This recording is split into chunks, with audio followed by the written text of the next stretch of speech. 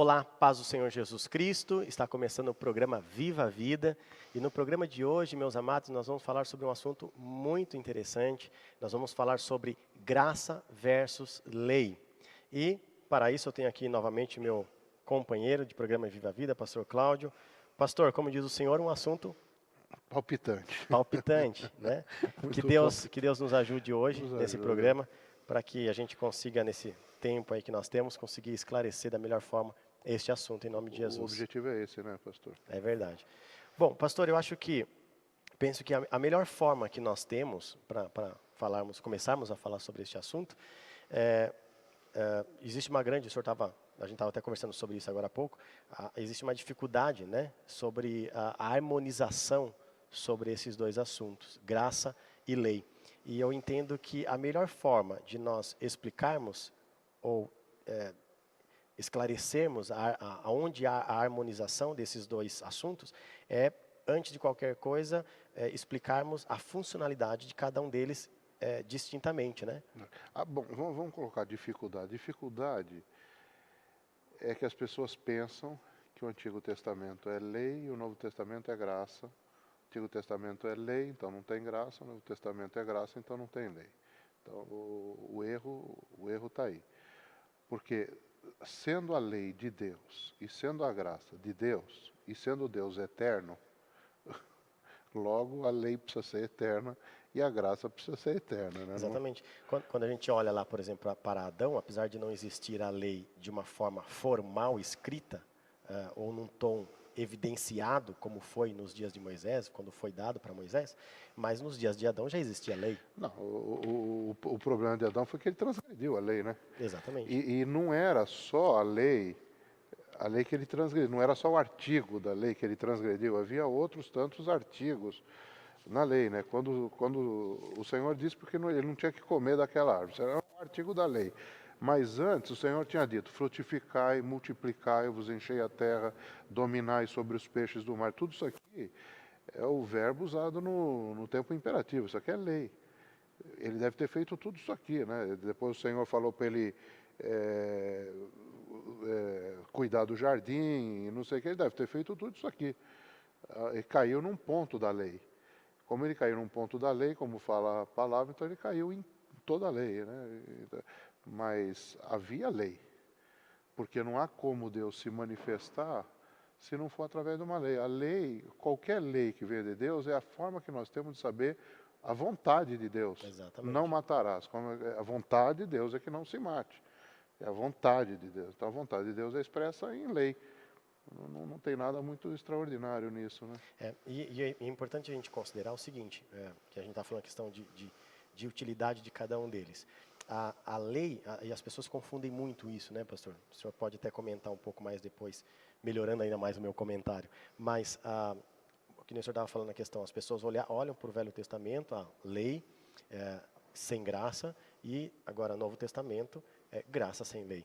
E, na verdade, em ambos os tempos, quer seja no Antigo Testamento ou no Novo Testamento, sempre houveram lei e graça, né? Sempre. E Deus sempre teve um Sempre. propósito para ambas as coisas. O grande problema nisso, e é onde que as pessoas têm dificuldade de harmonizar essas duas coisas, é que as pessoas olham para a lei no Antigo Testamento como um meio para serem salvas. Sim. Né? Então existe aquela ideia de que fala, não, porque antigamente no Antigo Testamento a salvação era pela lei, e agora no Novo Testamento vem o Cristo, Não. a salvação é pela graça. Não. A salvação, em qualquer época, só existe um jeito da pessoa ser salva, é através de Cristo. Quer dizer, Adão pecou. A partir de Adão, qualquer pessoa para ser salva ia ter que passar por Cristo. Qualquer pessoa do Antigo Testamento, do Novo Testamento, está debaixo da mesma maldição, que é a maldição que estava estipulada na lei. Qual era a maldição? A morte, tá certo? Porque se comer do fruto da árvore, morre.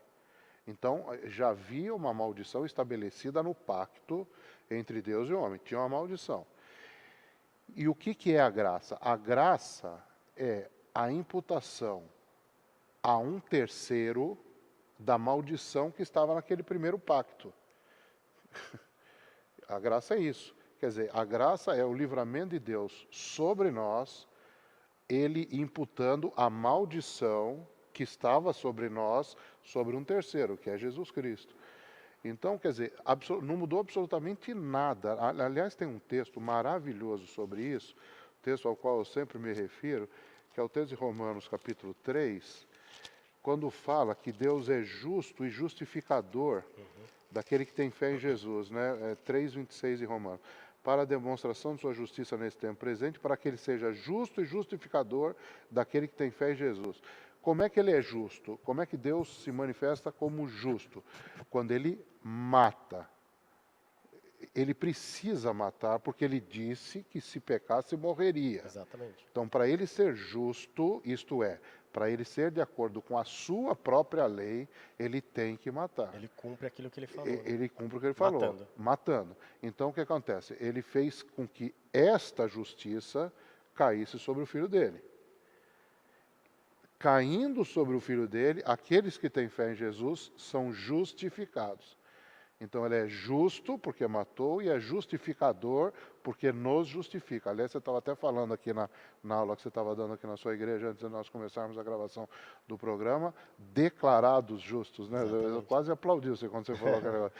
Declarados justos, né?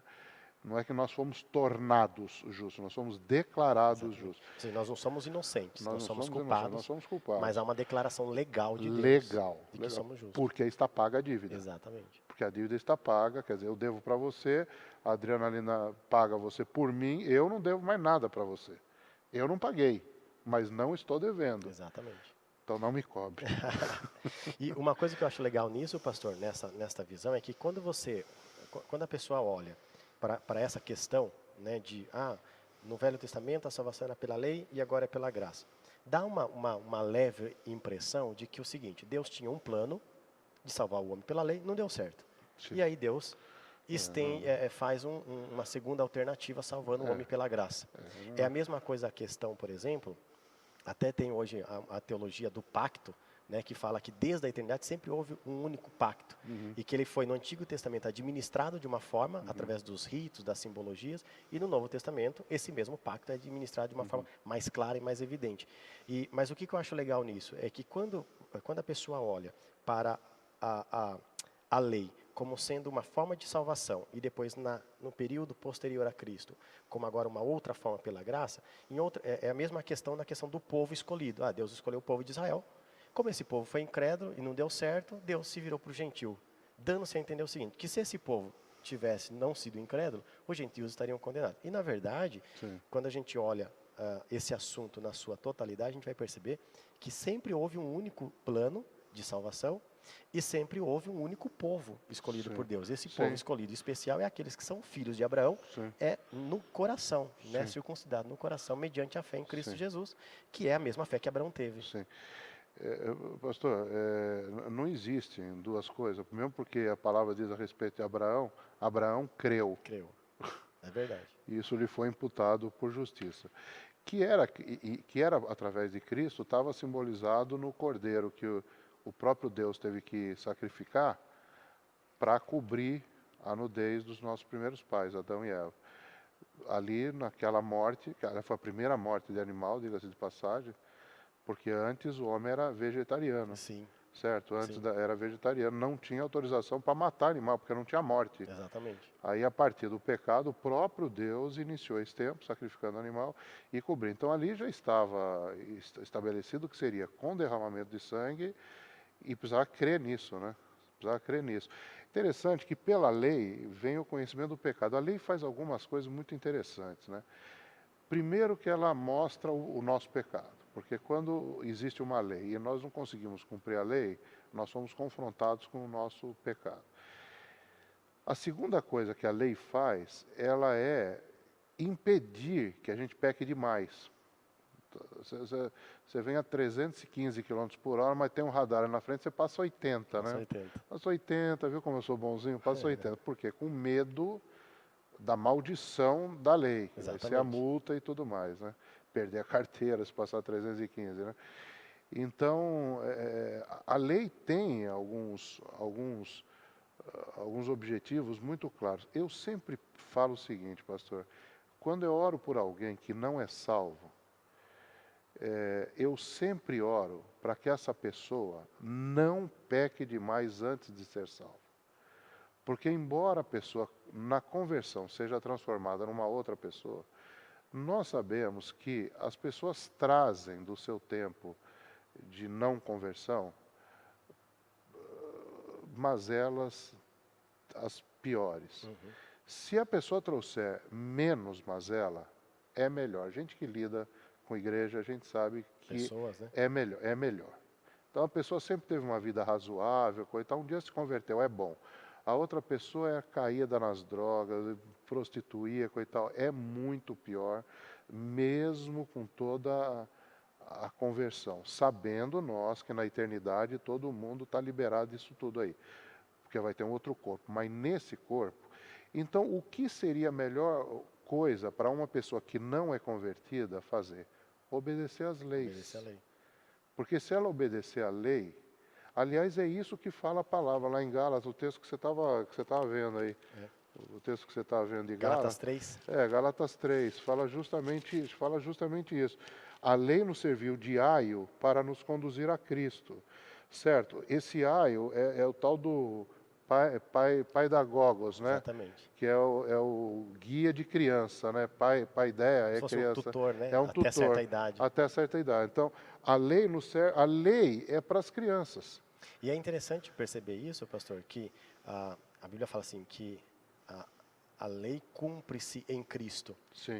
Ela se completa em Cristo. A ideia é não só no sentido de Cristo ter cumprido a lei, Sim. e ele estar debaixo da lei, Sim. mas a ideia também de que a lei ela se cumpre em Cristo, porque Sim. a lei aponta a Cristo. Aponta a Cristo. Tomando como base esse versículo Sim. que o senhor leu, de Gálatas, quando Paulo mostra aqui, na verdade, se a lei não salva, então por que ela foi dada? Essa é a pergunta. Né? Se nós começamos o programa dizendo, o objetivo de Deus com a lei nunca foi salvar o homem. A lei não salva o homem, muito pelo contrário.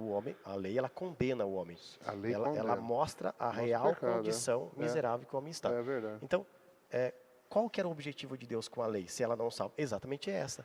Mostrar a real condição do homem, mostrar a sua incapacidade de obedecer a Deus, a sua incapacidade de viver segundo Deus. Então, a lei, ela tem essa finalidade de mostrar a impotência do homem com relação à sua vida com Deus, para que, mostrando ao homem essa sua deficiência e incapacidade, a lei pudesse mostrar a ele Sim. o caminho, o único e verdadeiro caminho para a salvação. A lei, ela mostra, até vou anterior a você, a lei mostra a vontade de Deus. Sim. Mostra a vontade de Deus e mostra que o homem não é apto para cumprir essa vontade. Pastor, isso deveria ser, é que a nossa mente cheia de pecado não consegue entender, mas nós deveríamos entender que um ser infinito, quando ele lança alguma coisa que nos atinge a nós, seres finitos, nós temos uma dificuldade.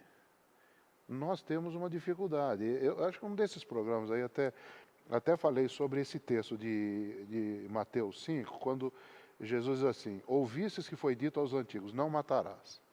E qualquer pessoa é capaz de dizer o que significa não matarás. Você pergunta para qualquer um que esteja agora nos assistindo, o que quer dizer não matarás? Não matarás quer dizer exatamente isso, não matarás. O cara tem vontade de matar, mas não mata. É lógico. Só que Jesus faz um discurso enorme para explicar o que é não matarás.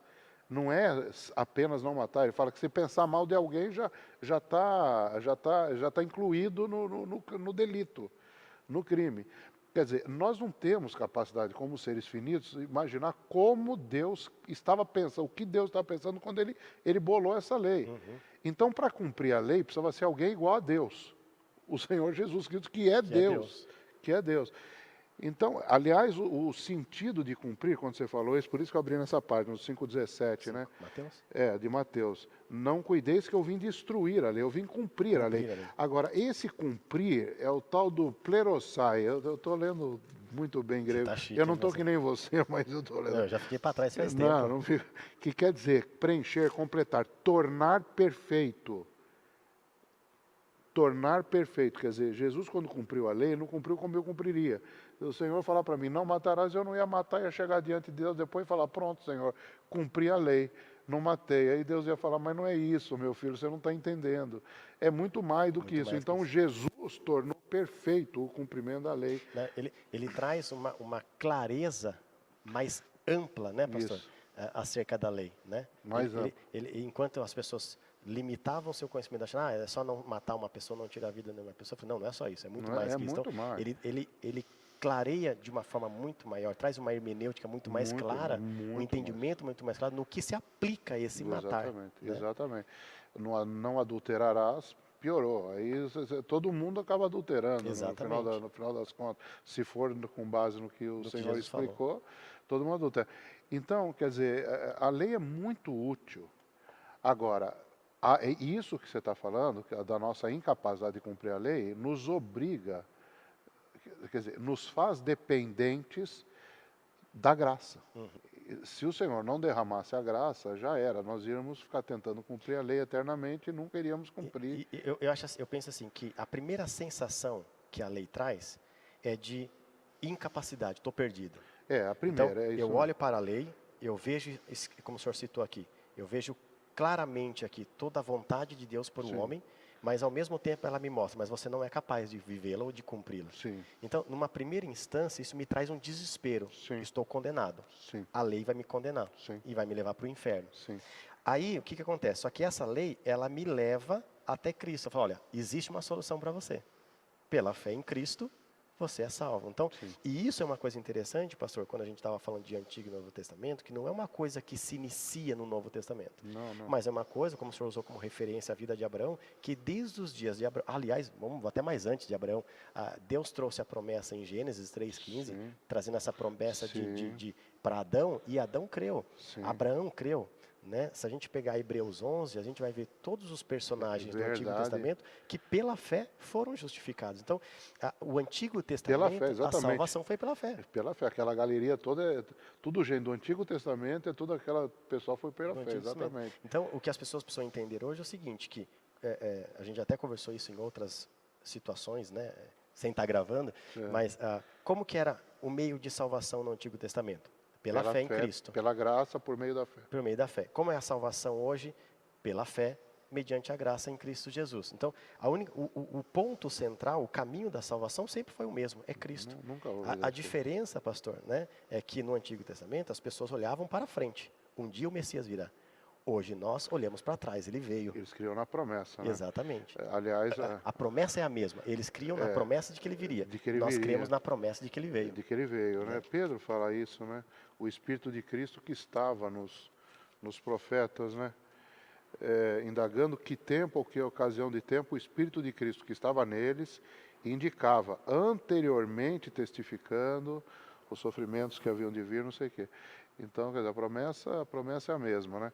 Agora, a graça é justamente isso, né, pastor? A graça é a imputação da maldição do pacto que foi quebrado sobre uma terceira pessoa, que é Cristo, que é o nosso representante, porque todo mundo vai pagar a dívida. Ou o sujeito paga pessoalmente ou paga representativamente. Então, até para quem está nos assistindo, é melhor você arrumar um representante para pagar a dívida, porque o inferno, o lago de fogo e enxofre, é justamente o lugar para onde irão as pessoas que vão pagar pessoalmente essa dívida. Vão pagar eternamente porque o pecado foi cometido contra um ser eterno, então eles terão que pagar eternamente.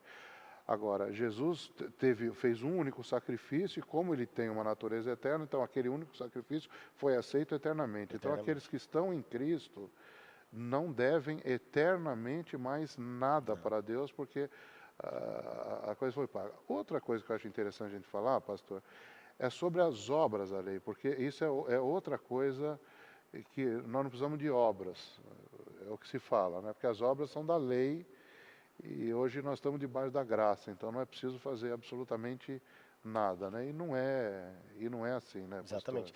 Aliás, pastor, tem uma pregação muito boa, aliás, do Spurgeon. Ele fala sobre Uma pregação boa do Spurgeon é chover no molhado. chovendo né? molhado, né? Ele fala sobre a perpetuidade, é isso mesmo? Perpetuidade. Da lei, né? E o que eu acho interessante, só antes de eu falar sobre a pregação dele, como que eu vejo hoje essa harmonização que a gente começou o programa falando sobre lei e graça. essa ideia de que antes era pela lei e agora é pela graça, não, sempre foi pela graça. E a lei, ela sempre teve a função, a finalidade de levar o homem a Cristo. Só que daí qual que acontece? Que eu acho que é onde o senhor está querendo chegar. A maior vez que eu cheguei a Cristo, e eu fui salvo pela graça, mediante a fé nele, eu me vejo livre da lei. Mas a ideia é o seguinte, a lei me leva a Cristo, e pela fé em Cristo eu sou salvo, mas Cristo me devolve a lei, para agora fazer boas Não, obras. exatamente. E é nesse ponto que Spurgeon fala na sua pregação sobre a perpetuidade da lei, dizendo que a lei, assim como a graça, ela permanece eternamente, a lei também, ela é tanto quanto permanente. Eterno. Aliás, o que você está falando está assim, ó. Se Deus é um só que justifica pela fé a circuncisão e por meio da fé a incircuncisão, anulamos, pois, a lei pela fé? De maneira nenhuma. Antes, estabelecemos a lei. É verdade. Quer dizer, você tem uma lei que você não cumpre, Jesus cumpre. Aí você vai a Jesus. Aí ele cria uma lei para você cumprir. Pastor, não há como não fazer obras, porque o ser humano é um ser de obras. Se nós não tivermos obras para fazer, o que nós vamos fazer?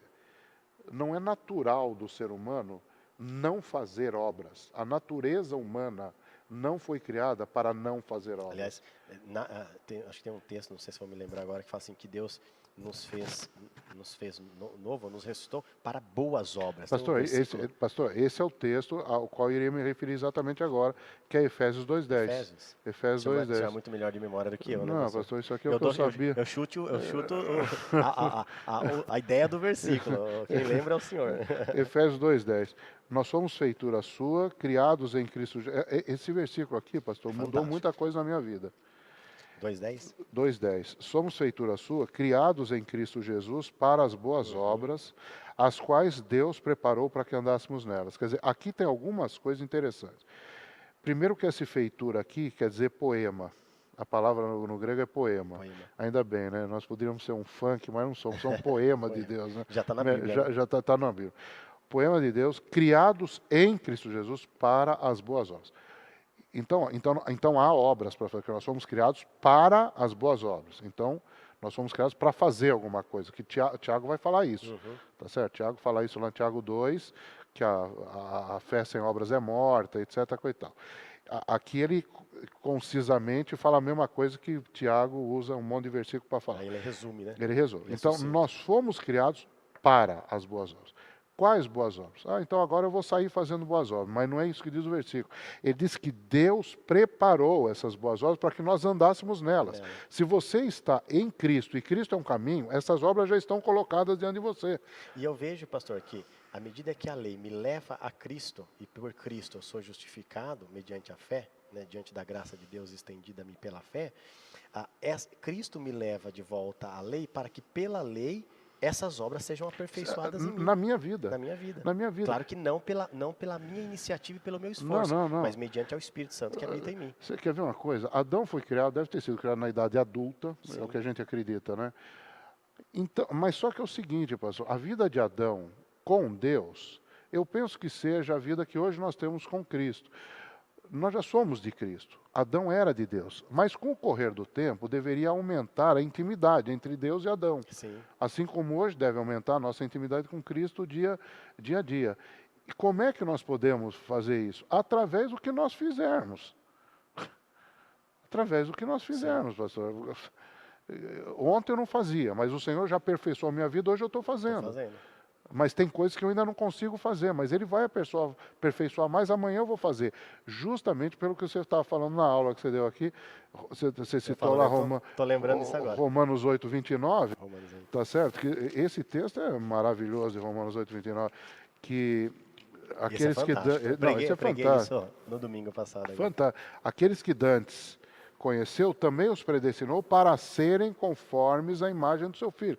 Quer dizer, o objetivo na conversão, o objetivo de Deus, quando nos converte, quando nos vivifica, aquele que começou em nós a boa obra, o objetivo dele é que nós, de crianças que nós somos no dia da conversão, nos tornemos como Cristo, pleno, perfeito. Sim. Então, nessa... Aliás, essa é a ideia da palavra cristão. Né? A ideia da palavra cristão como é essa. Cristo, como Cristo, parecido com Cristo, né? Então, pastor, existe um crescer nas obras que testificam o crescer na graça. Exatamente. Não é muito difícil Aliás, a entender Bíblia isso. fala crescer na graça e no E no conhecimento. conhecimento, no conhecimento. Ou seja, existe um aperfeiçoamento, né, pastor? Que nem eu estava falando agora há pouco, após a aula, eu falei o seguinte, eu cometia pecados, hoje eu sou muito mais crente do que eu era 10 anos atrás. O pastor Paulo fala isso, né? Então, quer dizer, há um aperfeiçoamento, né? Precisa haver um aperfeiçoamento, porque houve um início de obra, e esta obra, ela é aperfeiçoada, essa obra de Deus na minha vida, ela é aperfeiçoada até o dia de Cristo. Até, o senhor citou aqui o versículo 29 e 30, eu preguei no domingo sobre o versículo 28, pastor. Sim. Eu só queria fazer aqui um comentário, diz assim, ó, e sabemos que todas as coisas contribuem juntamente para o bem daqueles que amam a Deus, daqueles que são chamados por seu decreto. Então, aqueles que são chamados pelo decreto de Deus, ou seja, aqueles que estão inseridos nesse plano, projeto, bendito de Deus, de salvação, a Bíblia fala assim, todas as coisas contribuem para o seu bem. Que bem é esse? E aí eu estava explicando para a igreja, muitas pessoas identificam esse bem como sendo alguma coisa, por exemplo, você está passando por uma luta hoje, mas no final das contas, Deus vai dar um jeito e tudo vai acabar bem. Né? Deus vai fazer, Deus vai abrir as portas, as coisas vão acontecer, esse bem vai vir sobre você. Mas esse bem aqui, ele está totalmente relacionado ao estado final do homem, que é o no que diz respeito à sua salvação. Não, exatamente, pastor. No diz respeito ao seu decreto. Pastor, maravilha. Então, todas as coisas corriqueiras dessa vida, quer sejam elas boas ou ruins, que nós vivemos, elas contribuem para o bem. Que bem é esse? O estado final do homem, a sua salvação, contribui para o bem daqueles que amam a Deus, aqueles que foram chamados por seu decreto. Ou seja, Deus, em todo o processo de aperfeiçoamento, o Deus que nos chamou e que nos decretou salvos, Ele assegura que todas as coisas que nos sucedem é para o aperfeiçoamento, para que nós cheguemos ao estado final, que é a salvação em Cristo Jesus. Pastor, maravilha, e glória a Deus que você falou isso aí, porque é difícil alguém falar isso aí. Por causa do calvinista, pastor? Não. Não estou não. Não dá, não. Porque começa um versículo, um parágrafo aqui no verso 28.